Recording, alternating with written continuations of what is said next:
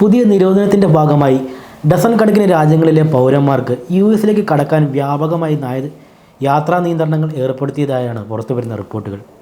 ഇതിൻ്റെ ഭാഗമായി 43 രാജ്യങ്ങളിൽ നിന്നുള്ള പൗരന്മാർക്ക് രാജ്യത്ത് പ്രവേശിക്കാൻ കഴിയില്ല. ന്യൂയോർക്ക് ടൈംസിൻ്റെ റിപ്പോർട്ടിനനുസരിച്ച് നയതന്ത്ര സുരക്ഷാ ഉദ്യോഗസ്ഥർ തയ്യാറാക്കിയ കരട് പട്ടികയിലെ റെഡ് ലിസ്റ്റിൽ ഉൾപ്പെടുന്ന 11 രാജ്യങ്ങളിലെ പൗരന്മാർക്ക് പ്രവേശന വിലക്ക് നേരിടേണ്ടി വരും. Afghanistan, Bhutan, Cuba, Iran, Libya, ഉത്തര Korea, Somalia, Sudan, Syria, Venezuela, Yemen എന്നിവയാണ് ഈ രാജ്യങ്ങൾ. കുടിയേറ്റ നയതന്ത്രങ്ങൾ കർശനമാക്കുന്നതിനുള്ള ഭരണകൂടത്തിൻ്റെ വിശാലമായ നീക്കത്തെ നിർദ്ദിഷ്ട നിയന്ത്രണങ്ങളിൽ കാണാൻ കഴിയും. എന്നിരുന്നാലും അന്തിമ പട്ടികയും നിർദ്ദിഷ്ട നിർവ്വഹണ നടപടികളും ഇപ്പോഴും ചർച്ചയിലാണ്.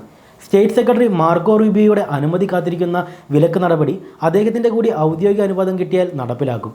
രാജ്യങ്ങൾക്ക് വിലക്കേർപ്പെടുത്തി അനധികൃതമായി കുടിയേറ്റം ഉൾപ്പെടെ തടയുകയാണ് ലക്ഷ്യമിടുന്നത്.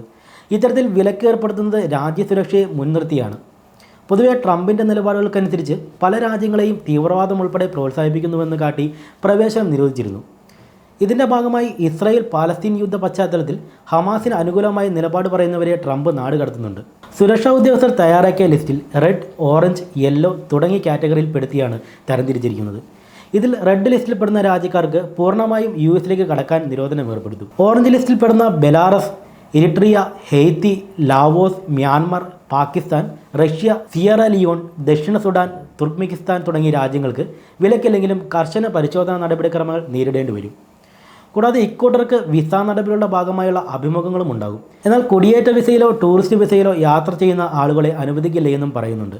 ഇതിനെക്കുറിച്ച് വിദേശ മാധ്യമങ്ങൾ റിപ്പോർട്ട് ചെയ്യുന്നുമുണ്ട്. യെല്ലോ ലിസ്റ്റിൽ പെടുന്ന രാജ്യങ്ങൾക്ക് നിയന്ത്രണങ്ങൾ ഒഴിവാക്കുന്നതായി സുരക്ഷാ പോരായ്മകൾ പരിഹരിക്കുന്നതിന് 60 ദിവസത്തെ സമയം നൽകിയിട്ടുണ്ട്. ഇതിനൊതുങ്ങുന്ന മറുപടി നൽകിയില്ലെങ്കിൽ ഈ രാജ്യങ്ങൾക്കെതിരെ നടപടിയെടുക്കാനുള്ള സാധ്യത വിദഗ്ധർ തള്ളിക്കളയുന്നില്ല. ചില രാജ്യങ്ങൾക്ക് ട്രംപ് തൻ്റെ ആദ്യ ടൈമിൽ യാത്രാ നിരോധനം ഏർപ്പെടുത്തിയിരുന്നു. പക്ഷേ ഇപ്പോഴുള്ള ലിസ്റ്റിൽ കൂടുതൽ രാജ്യങ്ങൾ ഉൾപ്പെട്ടിട്ടുണ്ട്. ചിലത് മുൻ ലിസ്റ്റുകളിൽ പെടാനുള്ള അതേ കാരണങ്ങൾ തന്നെയാണ് പുതിയ രാജ്യങ്ങൾക്ക് മേലും വരുന്നത്. പൊതുവെ മുസ്ലിം ഭൂരിപക്ഷമോ വെള്ളക്കാരില്ലാത്തതോ ആണ് കാരണങ്ങൾ. ട്രംപിൻ്റെ കാഴ്ചപ്പാടിൽ മുസ്ലിം വംശജർ അധികവും തീവ്രവാദം പ്രോത്സാഹിപ്പിക്കുന്നവരാണ്.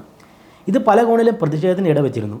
തൻ്റെ ആദ്യ ടൈമിൽ തന്നെ യാത്രാ നിരോധന ഉത്തരവ് പ്രധാനമായും മുസ്ലിം രാജ്യങ്ങളെ ലക്ഷ്യം വെച്ചുള്ളതായിരുന്നു.